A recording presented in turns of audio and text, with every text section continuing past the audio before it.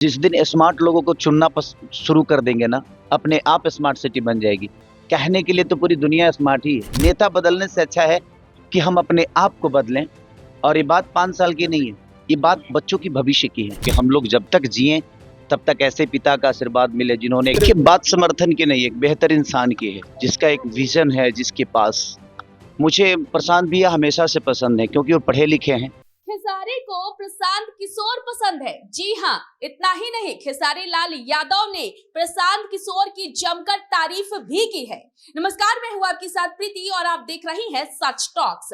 देखिए, खेसारी लाल यादव आज पटना एयरपोर्ट पहुंचे थे, जहां पर मीडिया ने उनसे बांकीपुर विधानसभा उपचुनाव को लेकर जब सवाल पूछा तो उन्होंने कहा कि अब समय आ गया है कि हम एक बेहतर इंसान को चुने, एक पढ़े लिखे इंसान को चुने। मौके पर उन्होंने ये भी कहा है लालू प्रसाद यादव को लेकर के कि जो लालू प्रसाद यादव है उनके लिए पिता तुल्य है और वो चाहते हैं कि जब तक हम जिए तब तक लालू प्रसाद यादव भी जिए। जी हाँ, ये बातें जो है खेसारी लाल यादव ने कही है। इसके साथ ही उन्होंने पवन सिंह विवाद मामले पर कुछ भी बोलने से इनकार किया है। चलिए सबसे पहले हम आपको सुनवाते हैं कि किस तरह से खेसारी लाल यादव ने पीके की जमकर तारीफ की है। मुझे लगता है कि ये लड़ाई सिर्फ सोनम वांगचुक की नहीं बल्कि हर उस गार्जियन की है जो अपने बच्चों के अंदर एक अपने देश की भविष्य, अपने परिवार की भविष्य और अपने बच्चों के लिए दिनों रात मेहनत करके उनके शिक्षा के लिए या अपने देश को बेहतर बनाने के लिए हर वो माँ बाप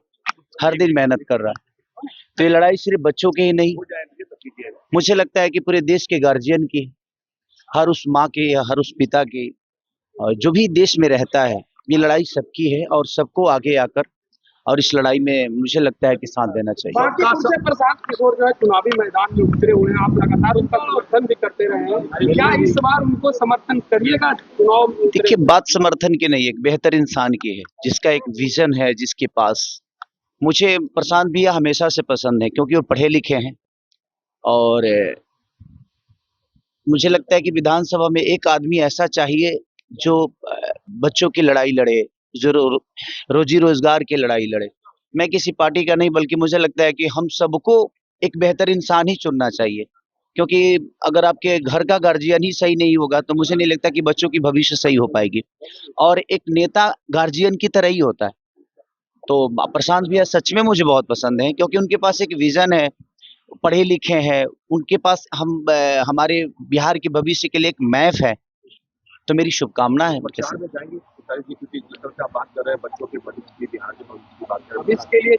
देखिए, मेरे कहने के मतलब मेरे प्रचार में जाने से कोई जीत हार नहीं होता है।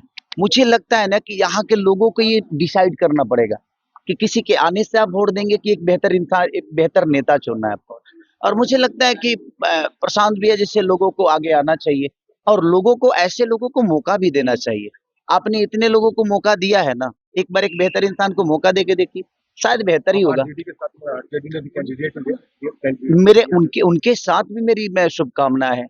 जीतने के कोई एक ही जीतेगा, बट मुझे लगता है कि एक बेहतर इंसान है प्रशांत भैया और मैं हमेशा से एक बेहतर इंसान का साथ दिया हूँ और मेरी शुभकामना उनके साथ भी है कि बिहार की जनता को तय करना है कि वो किसके तरफ जाती है। एक बेहतर मैप जिसके पास है अपने बच्चों के भविष्य के लिए, बिहार के भविष्य के लिए, उसके तरफ जाती है कि कहीं और जाती है। तो मुझे लगता है कि सबसे पहले नेता बदलने से अच्छा है कि हम अपने आप को बदलें। और ये बात 5 साल की नहीं है, ये बात बच्चों की भविष्य की है। तो मुझे लगता है कि बच्चों के भविष्य के लिए बेहतर विकल्प ढूंढना चाहिए। प्रशांत किशोर यदि सदन पहुंचते हैं तो क्या लगता है कि बिहार के युवाओं के लिए सुनहरा मौका है कि उनके बातों को रखा जाएगा? बिल्कुल, एक मजबूत, देखिए क्या बताएं, देखिए मैं एज ए आर्टिस्ट नेता बन सकता हूं अपनी पॉपुलैरिटी पे, बट मेरे पास मैप नहीं है। मैं पढ़ा लिखा नहीं हूँ, मुझे एक पढ़े लिखे आदमी को रखना पड़ेगा ताकि वो मुझे मैप समझाए कि हाँ ऐसे विकास होगा। लेकिन प्रशांत भैया ऑलरेडी पूरी दुनिया को देख चुके हैं और वो पढ़े लिखे आदमी हैं। तो मुझे नेता बनने का कोई शौक नहीं है, बट हम लोग अपने बिहार में पढ़े लिखे लोगों को अगर वोट देंगे, पढ़े लिखे लोगों को अगर सदन पहुंचाएंगे, तो मुझे लगता है ना कि आपकी आवाज बनके वो कहीं ना कहीं, चाहे वो किसी भी दुनिया में रहें, वो आपकी आवाज उठाएंगे और बच्चों के भविष्य के लिए बेहतर बात करेंगे। और जो बात ही नहीं करेगा वो काम क्या करेगा?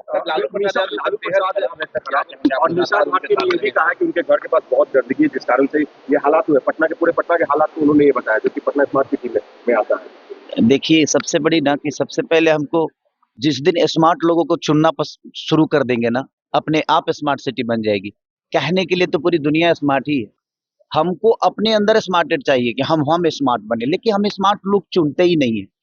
तो और जहाँ तक लालू चाचा की तबीयत की बात है, मेरी हमेशा से शुभकामना रही है। मैं हमेशा से चाहता हूँ कि हम लोग जब तक जिएं तब तक ऐसे पिता का आशीर्वाद मिले जिन्होंने एक जनाधार दुनिया को दिया है, जिन्होंने लोगों को बहुत प्यार किया है और पूरी बिहार की जनता उनको प्यार सर करती है। आप लोग फिर से विवादों में आ गए हैं। अखिलेश कश्यप ने पवन सिंह को फिर से निशाना बनाया और कहा संसदवा एमएलसी जैसे शब्दों का प्रयोग किया, कहा कि इस सब बातों पे बात मैं नहीं करता। तो आपने सुना कि किस तरह से खेसारी लाल यादव ने कई मुद्दों पर मीडिया से बातचीत की है। सबसे पहले उन्होंने सोनम वांगचुक के मुद्दे पर भी बातचीत करते हुए कहा है कि ये जो लड़ाई है किसी एक व्यक्ति की नहीं है, बल्कि पूरे देश के जो बच्चे हैं जो पढ़ाई कर रहे हैं उन सभी का ये मुद्दा है। ऐसे में सभी बच्चों को और उनके अभिभावकों को इस लड़ाई में सामने आना चाहिए।